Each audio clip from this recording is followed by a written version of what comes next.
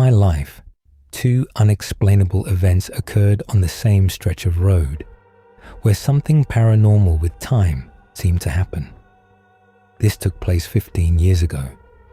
I should note that in both cases, I was completely physically and mentally healthy, without a trace of alcohol or drugs. One summer night, I was driving to a friend's house in a small town about 100 kilometers away. The route passed through familiar rolling terrain, fields, forests, on a single-lane asphalt highway winding in places. At night, the road was nearly deserted. In general, it was an ordinary routine trip lasting a maximum of an hour and a half. Somewhere in the middle of this route, I approached a roadside forest, which usually takes 15 minutes to cross. I knew the road well, having driven it many times. After leaving the last village, the speed limits ended, and a large, powerful imported truck overtook me at a significant speed. It had extra headlights that glowed brightly, like a Christmas light display, illuminating everything around. I fell in line behind it. I thought to myself, wow, lucky me. I wouldn't risk driving this fast at night with my standard headlights. At that moment, my friend called, asking, "Where are you? When will you arrive?" I explained my location, added that I was following the truck and would arrive in about half an hour. Conversation ended, and I drove on through the forest. I continued driving. Another call from my friend, still worried. "Half an hour has passed, where are you?" I looked at the clock. Time was correct, yet the forest still loomed like a black wall along the road. No side roads to turn onto. I tried to figure out what was happening. Another call came, and I was on edge. The forest didn't end. Essentially, I spent 4 hours following that bright truck through a forest that normally takes 15 minutes, all while listening to occasional sarcastic calls from my friend about my mental level. I couldn't overtake the truck. My car didn't have enough power. Eventually, the forest ended suddenly. Dawn broke, and the truck disappeared around the first bend. I continued to my destination on schedule. There was no explanation. The second event happened on the same road, with the same friend, going in the opposite direction, also at night. We were driving an old, heavily worn Soviet-era truck. I was behind the wheel. The truck was very tired, barely exceeding 60 kilometers per hour, and other cars occasionally overtook us.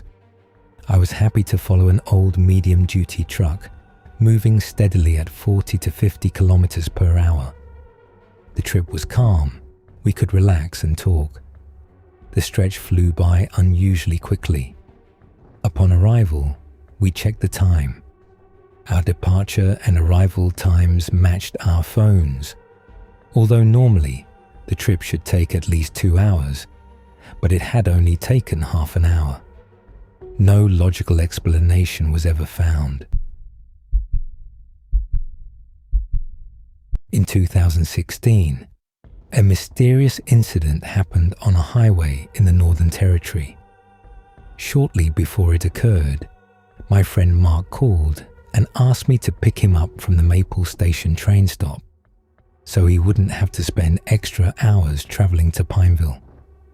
This plan saved a lot of time. Normally, the trip to Pineville takes 4 to 5 hours. I arrived, picked him up, and we headed home. Not far from a small recreation lodge called Oak Ridge, Mark suddenly shouted, "Samuel, stop, quickly!" His expression was urgent and uncompromising, leaving me no doubt that something was seriously wrong. I slowed down, pulled over, and asked, "What's going on?" He replied, "Nothing, just, I need a moment."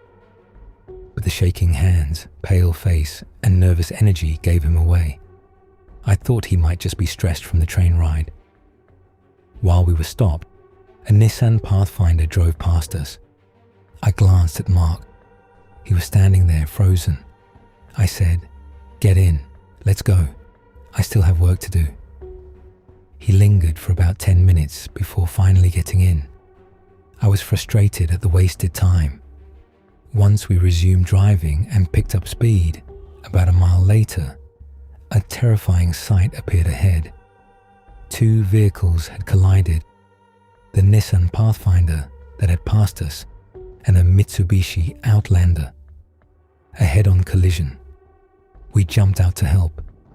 The driver of the Nissan was dead, while everyone in the Mitsubishi survived, though the vehicles were badly damaged. Naturally, we called the police and an ambulance. I warned others on the road to stay careful. Later, Mark explained why he had shouted. He said he saw his deceased mother, who had passed away 3 years earlier, standing in front of the hood with her arms crossed, shouting, "Stop!" He screamed instinctively, but didn't tell me the truth right away, so I wouldn't laugh. It seems that if he hadn't screamed or seen her, we might have ended up dead on that road. Apparently, she had been there with a clear purpose: to claim someone for the other side at that exact moment. My husband is an experienced long-haul truck driver, and occasionally I get to travel with him on his routes. Thanks to that, I've seen many regions of the country. He never gets bored, and I find it fascinating as new landscapes constantly unfold outside the window. On the road, many things happened, and I witnessed a lot. But one particular trip stuck in my memory like a bitter splinter. This happened last year. As usual, we drove through the night and stopped to sleep in a small roadside pull-off. We had dinner, settled in, and fell asleep. Suddenly, we both woke up at the same time. We jumped and screamed in terror. After a few seconds, we came to our senses and stared at each other in silence. My husband quickly got behind the wheel, and we drove off. We drove the entire way in silence, slowly calming down. Only at the next large rest area did we start talking about what had happened. It turned out we had almost identical dreams. My husband dreamed that our 9-year-old son was lying on the side of the road, covered in blood, dying. I dreamed that our son was on the road under the wheels of a truck, crushed, with one arm severed. The fear was overwhelming, both physically and emotionally. We called home. Our son was sleeping peacefully. My husband said that, according to other long-haul drivers he knows, there are stretches of road where it's impossible to sleep without having terrifying nightmares. But the fact that we had nearly identical nightmares shocked us deeply and left a lasting impression on our hearts.